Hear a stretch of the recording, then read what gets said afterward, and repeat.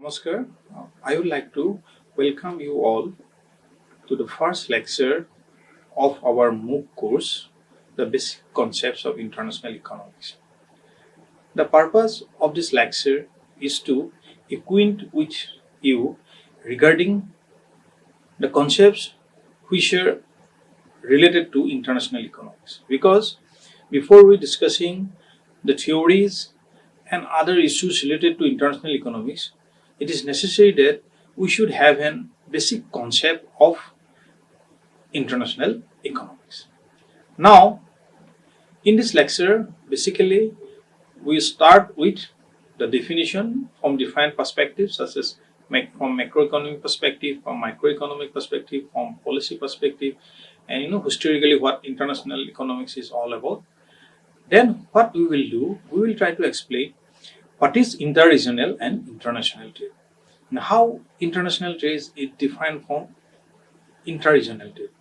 Does it necessary to have separate kind of system, separate kind of theories for international trade as compared to interregional trade? Next, we will try to explain the basic question: why nations involved in international trade? What is the necessity of studying international economics?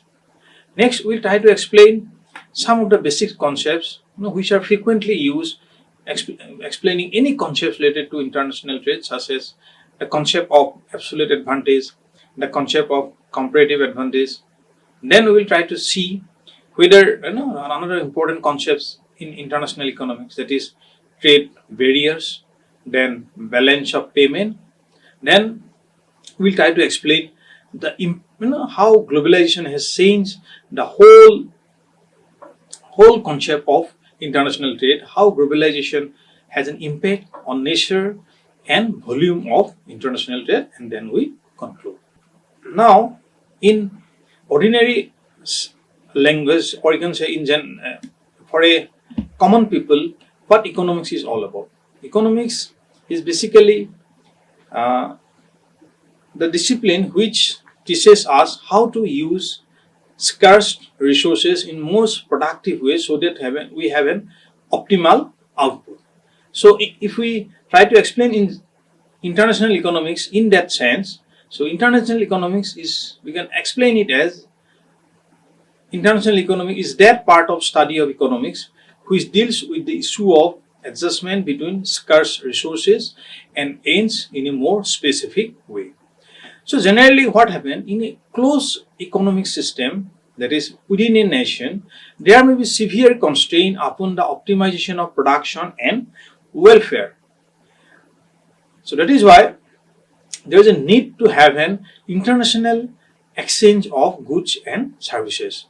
So international exchange of goods and services can facilitate the optimum allocation of scarce productive resources, not only in case of a single country, but also the entire world. So that is why international economy deals with international exchange of goods as well as services. So it is of course true that dominant concern of international economics is the exchange of goods and services among different countries. But in reality, if you see, the scope of international economics is basically concerned with the whole gamut of economic relationship on the international plane. Now,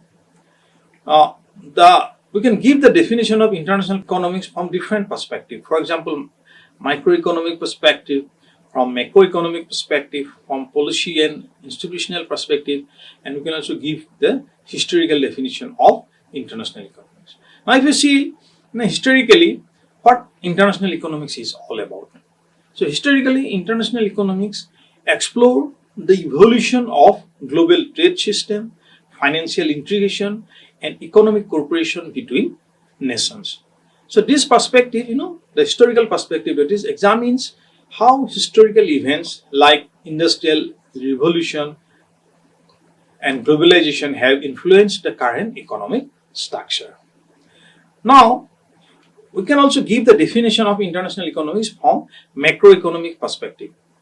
From a macroeconomic standpoint, international economics examines how individual firm and industry and consumers affected by cross-border transaction, including trade, tariff, and subsidy. That means it explores how businesses make decisions about exporting, importing, and foreign investment based on comparative advantage, which we will explain later in this lecture, and market opportunities. The definition of international economics can be provided from the macroeconomic perspective also. On a macroeconomic level, international economics analyzes how a global economic interaction impact national economies, particularly through variables like GDP, exchange rate, inflation, and employment. So from macroeconomic perspective, it examines how countries' economic policies, that is basically whenever we're talking about economic policies, that is monetary, fiscal, and trade policies, influence international competitiveness, capital flows, and financial stability. Now, the definition of international economics can also be given from policy and institutional perspective. From policy and institutional perspective, international economics is that discipline that involves the study of international economic policies and institutions such as World Trade Organization, International Monetary Fund, and regional trade agreement like NAFTA, that is North American Free Trade Agreement, or the European Union Free Trade Agreement.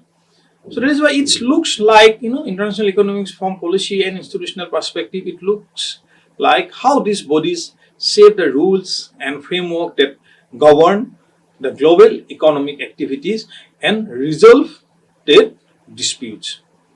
So if you summarize all definition from different perspective, what we can say that international economics is a fundamental economic concept that involve the exchange of goods and services across national borders, and it enables the countries to acquire resources that they lack and sell goods and services in which they have an advantage.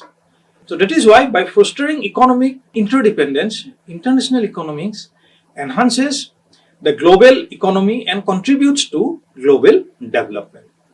So that is why this lecture on basic concept of international trade will explore all those essential concepts that underlie international economics, including comparative advantage, trade barriers, as I have already told, balance of payment, trade agreement, and globalization. Now, at first we try to explain how international trade is different from inter-regional trade. That is, inter-regional trade is basically trade between different regions, or we can say trade within a country. So, although there are some similarities between inter-regional and international trade, but you cannot treat both international and international trade equally, because along with similarities, there are lots of differences between inter-regional and international trade. So treatment of international trade is quite different to that of inter-regional trade. Now, that is why it is said that although inter-regional and international trade are similar in many respects, but they are distinct type of trade that facilitate the exchange of goods, services, and resources across defined areas or countries. So now we try to make a difference between inter-regional and international trade from the perspective of different features. For example, say scope, regulation, currency, legal framework, and market dynamics. In terms of scope, if we try to differentiate between inter-regional and international trade, the scope of inter-regional trade is limited because its scope is always within a country. But if you talk about international trade, the scope of international trade is quite broad, and to have international trade, at least you have two nations. So that is why the scope of international trade is quite broad as compared to inter-regional trade. Now, if you try to explain the difference between inter-regional and international trade in terms of regulation, then in case of inter-regional trade, there are only fewer barriers. Although barriers are there, I'm not saying that in case of inter-regional trade there is no barriers, because in a country like India, which is a quite big and different states are there, there are some barriers on mobility of both factors of production and resources. But those restrictions, whatever restriction inter-regional trade have, they are fewer and limited. And in case of inter-regional trade, we don't see any kind of tariff. But in case of international trade, in terms of regulation, international trade is subject to both tariff, non-tariff, quotas, and different kind of trade agreement. So what we can conclude in terms of regulation, that as compared to inter-regional trade, international trade is guided by different regulation, which are basically in terms of tariff, quotas, and trade agreement. Now, we can also differentiate inter-regional and international trade in terms of currency. In case of inter-regional trade, the same currency is used for exchange of goods and services. For example, if a producer want to import some kind of commodity, or he want to export some kind of commodity, now importing and exporting from one to other states, the transaction will be, he can make his transaction in terms of the currency of that particular country. But in case of international trade, it involves foreign exchange, because the currencies are different for different countries. For example, in India, we have our currency name is rupee. In Pakistan, their currency name is Pakistani rupee. In Bangladesh, it is called taka. In case of USA, it is dollar. In case of UK, it is pound. So that means what I'm trying to say, in case of Japan, it is yen. So that is why to do any kind of international transaction, you need to have an currency of that particular country. So that is why you need to have foreign exchange to involve in international trade. So that is why to do international trade in international area is quite complicated as compared to inter-regional trade. Now we can also differentiate inter-regional and international trade in terms of legal framework also. We have observed that in case of inter-regional trade, that is trade within countries, there is fewer barriers only. Typically, no tariff, and the government rule regulations are almost same. But in case of international trade, the legal framework is quite different, because each country has their own legal system, and the producer of that particular country has to abide by those rules, what to produce, how to sell, how to form a market. So those rules and regulation and those legal framework are quite different for different countries, which makes the study of international economics slightly complicated as compared to inter-regional trade. Now, that differentiation, that is difference between inter-regional and international trade, can be explained in terms of market dynamics also, because the price of a commodity is basically determined by demand and supply. And in case of regional trade, demand and supply are the dominant force for determining the price of a commodity, because it is limited. The international trade is limited by regional demand and supply. But the problem with international trade is that along with those factors, that is demand and supply, it is also influenced by global market and economics. So there is another difference between inter-regional and international trade. Now, after explaining the difference between inter-regional and international trade, and after gaining knowledge or regarding the difference between international and inter-regional trade, we have an idea that the study of international economics or international trade is slightly complicated as compared to inter-regional trade. Now we try to explain, in spite of those complications, why nations want to involve in trade. So that is the basics question. What kind of benefit the nations can earned by involving or engaging in international trade. Nations across the world trade for a variety of reasons, all centered around economic, social, and technological benefit. Now, the exchange of goods, services, and resources between countries leads to mutual advantages that support growth, innovation, and overall prosperity. To bring growth, to have prosperity, nations involved in trade. Now, we can try to explore what are the specific reasons why nations involved in trade.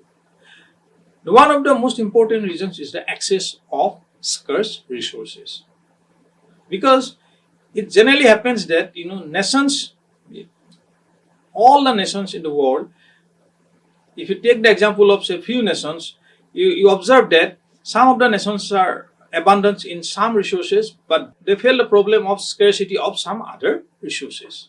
So that is why what they want to do, they want to exchange the abundant resources in exchange of the scarce resources. Now, international economies gives that opportunity of exchanging abundant resources in exchange of scarce resources. That is the first reasons for involving in international trade. Next, the reasons for involving in international trade is the economics of scale. That means countries want to benefit from economics of scale. This is the basic concepts of economics, that when producer produce a certain commodity on a large scale, then the average cost of that particular product will gradually decline. This is basically called economics of scale. Now, what if countries involved in international trade, what they will do, they will specialize in those kind of commodities where they have a comparative advantage as compared to other goods. So as a result, they can produce those goods on a large scale, and they can take the advantage of economics of scale. That means the reduce average cost of production. So that is another reason that countries involved in international trade. One of the important reasons for country involving in international trade is the increased variety of goods and services.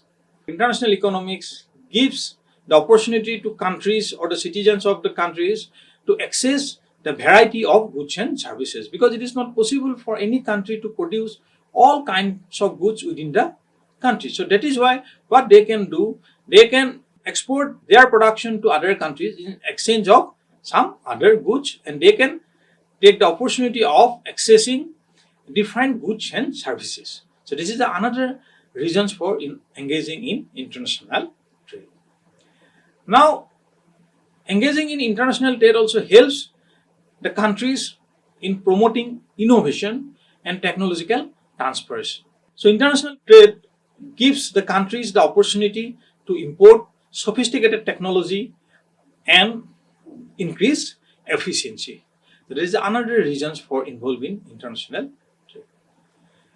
So it is generally observed that if trade is within the countries, then some of the companies or some of the producers, they try to take the benefit of being monopolists in that particular product. So as a result, they usually what they do, they exploit the consumers. Now, accessing of international trade will help the consumers to purchase the commodity from anywhere in the world. So it increases competitiveness and helps to reduce the domestic monopolies. As a result, it ultimately helps to reduce the exploitation of consumers. It is also observed that sometimes due to the bad weather or for other reasons, the supply of the commodities may decline, or due to breaking of the supply chain. Now, international trade will help to in those situations. International trade help to supply those commodities and stabilize prices and reducing economic volatility. Otherwise, when those kind of situation will occur, prices will be very high and consumers will find it difficult to purchase that particular commodity. But that problem can be solved by involving or engaging in international trade. International trade also helps in providing employment opportunities, and it also helps to bringing economic growth across the world. That is another reasons for involved in international trade. Improving diplomatic relation is also considered to be a important reasons for countries engaging in international trade. And last but not the least, international trade helps the countries to access the sophisticated services and expertise in different field of economics and other disciplines. That is another benefit of engaging in international trade. Now, we will try to explain the basics concept, that is the the concept of absolute advantage, which was first introduced in 1976 in the context of international trade. So it was introduced by the famous economics who is known as the father of economics, that is Adam Smith, who is a Scottish philosopher considered as father of modern economics, as I have already mentioned. Now, what is absolute advantage? By absolute advantage, Adam Smith referred to the ability of an individual, company, or country to produce a good or service more efficiently than its competitor. In other words, an entity has an absolute advantage if it can produce a greater quantity of a product or service with the same amount of resources like labor, material, or time, or can produce the same quantity with a fewer resources. For example, with the same resource, if country A can produce 100 units of cloth per day and country B can produce only 80 units, then country A has an absolute advantage in cloth production. So that means country A is efficient enough to produce 100 units of cloth per day, but as compared to country B. That is why country A is considered to have an absolute advantage in producing cloth as comparison to country B.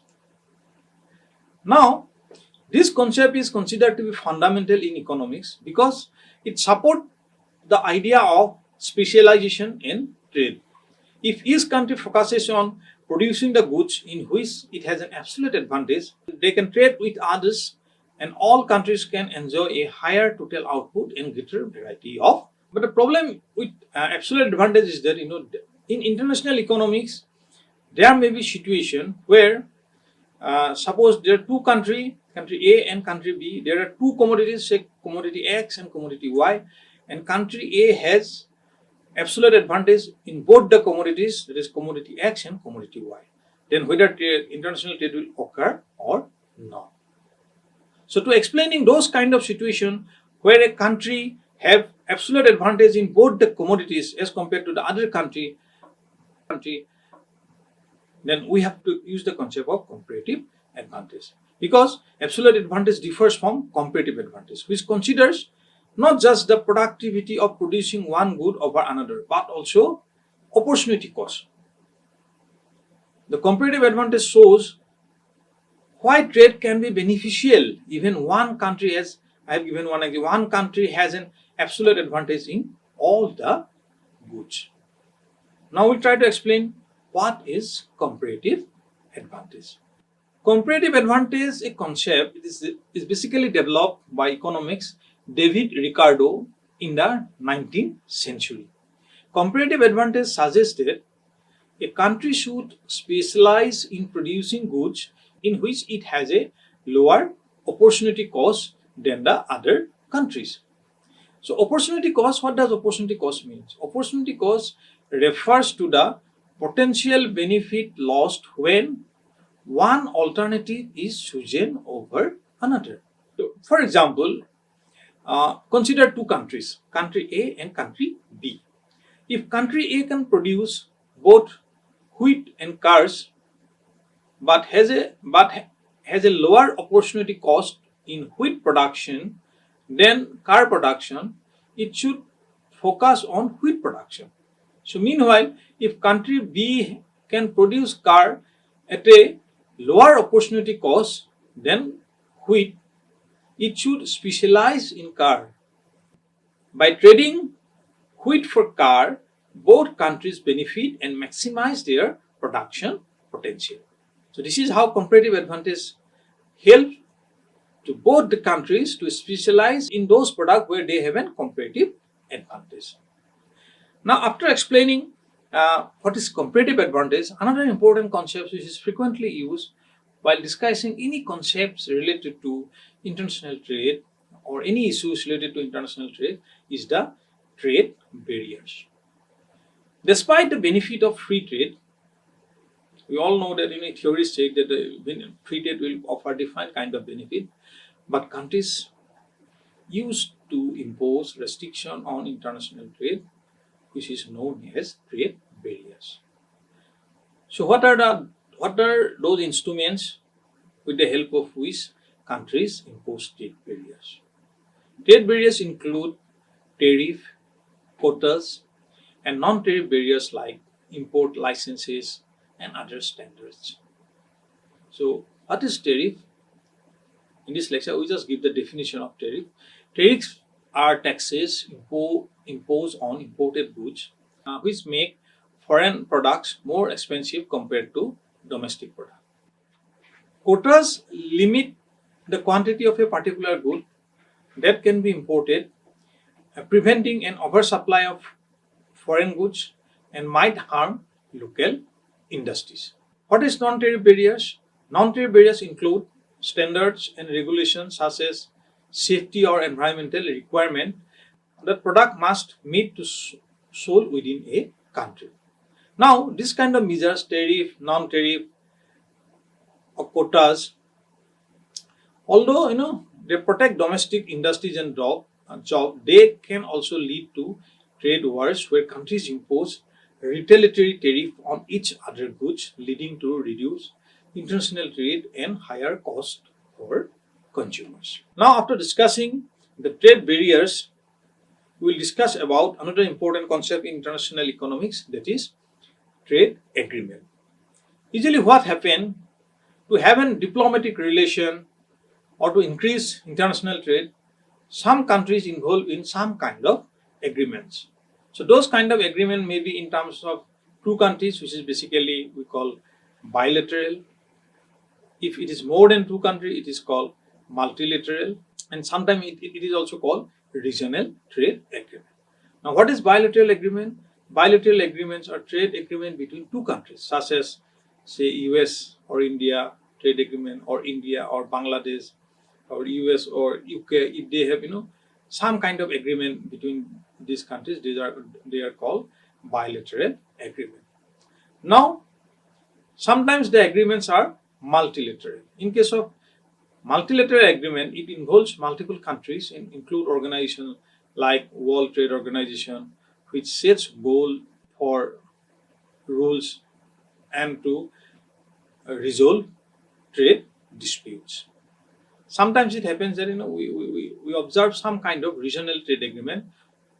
Regional trade agreements are formed between countries within a specific region, such as North American Free Trade Agreement and European Union, as I have already mentioned in my introduction. Another important concept which frequently considered or discussed in international economics is the concept of globalization. The substantial increase in international trade in last few decades is due to massive scale of globalization. So globalization helps to reducing the trade barriers, and as a result, it ultimately helps or enhances the volume of international trade. Now, what is globalization? Globalization refers to the increased interconnectedness of economies, culture, and societies worldwide. It is driven by advancement in technology, communication, and transportation, which makes it easier to countries to trade, invest, and collaborate across borders. So thus globalization has resulted in rapid expansion of international trade, benefiting many countries through access of new markets, investment, and technologies. However, globalization has some drawbacks also. It can increase income inequality as high skilled workers benefit more than low skilled workers who may face job displacement. Furthermore, globalization raises environmental concern as increased production and transportation contribute to pollution and climate change. So, despite these challenges, globalization remains a powerful force in shaping modern international trade. In conclusion, we can say international trade is a complex system based on economic principles and policies that affect nearly every country. Through these concepts like comparative advantage, trade barriers, balance of payment, trade agreement, globalization, international trade allows nations to maximize their resources, increase economic growth, and enhance global cooperation. So, while international trade provides numerous benefits, it also presents challenges that must be managed to ensure fair and sustainable trade practices. So, as the world continues to globalize, so understanding these basic concepts of international economics in terms of international trade is essential to appreciating the impact of global economy and society. Thank you.